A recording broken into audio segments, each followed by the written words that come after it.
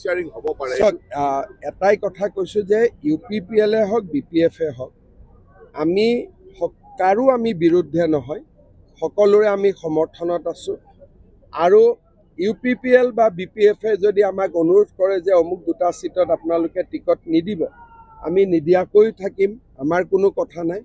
কিন্তু আমি জিকিবলগীয়া সমষ্টিকেইটাত আমি অকলে ইলেকশ্যন চৰকাৰ আছে, দিছপুৰত চৰকাৰ আছে। আজি আপোনালোকে কেতিয়াবা ডিফুক গৈ চাই আহিব, হাফলঙত চাই আহিব, কিমান পৰিৱৰ্তন হৈছে তাতে। তাৰ পৰাই আপোনালোকে বুজিব যে বিজেপিয়ে কিমান কাম কৰিব পাৰে। সকলো কাম আপুনি কৰিব লগা হৈছে। চাওক, বড়ো যিখন BTC সেইখন বড়ো লোকসকলৰ আন্দোলনৰ এটা ফল।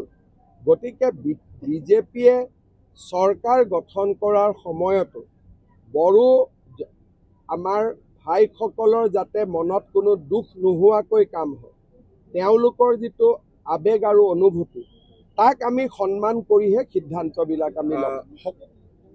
বিজেপিয়ে কেণ্ডিডেট যদি ধৰক 25 তাৰিখে ইলেকশ্যন ডিক্লেয়াৰ হয়, 27 তাৰিখে, 26ত ডিক্লেয়াৰ হ'লে 28 তাৰিখে, আমি ইলেকশ্যন ডিক্লেয়াৰ হোৱাৰ আগত কেণ্ডিডেট নিদিওঁ, ইলেকশ্যন ডিক্লেয়াৰ হোৱাৰ পিছত আমি সকলো যি আমাৰ অনুসন্ধান চলি আছে, অলৰেডি প্ৰায় কমপ্লিশ্যনৰ ষ্টেজত আমি আহিছোঁ।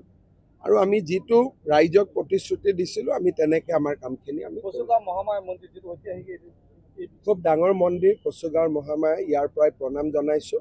মই আহিমো হ'ব। GMC মন্ত্ৰী ময়েই, স্বাস্থ্য মন্ত্ৰীয়ে মেডিকেল কলেজ নাচায়। গতিকে GMCৰ মন্ত্ৰী ময়ে, যি দুখ হৈছে, ভুল হৈছে, সকলো দুখ মোৰে। প্ৰমোদ বড়ো, হাগ্ৰামা মহিলাৰী সকলোৱে একেলগে থাকিব লাগে, বেলেগে বেলেগে থাকিব নালাগে। ইমান মানুহ থকাৰ পিছতো প্ৰাৰ্থী নাথাকিলে কেনেকৈ হ'ব? মানুহে মাৰিব দেখোন।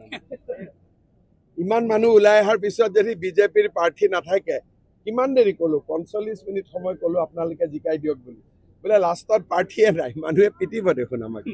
বিষয়ে আমি এটা তেওঁলোকে আগতে পোৱা আৰ্থিক সাহাৰ্যটো বঢ়াই দি আমি এটা ৰিহেবিলিটেশ্যনৰ কাৰণে চিন্তা কৰি আছোঁ।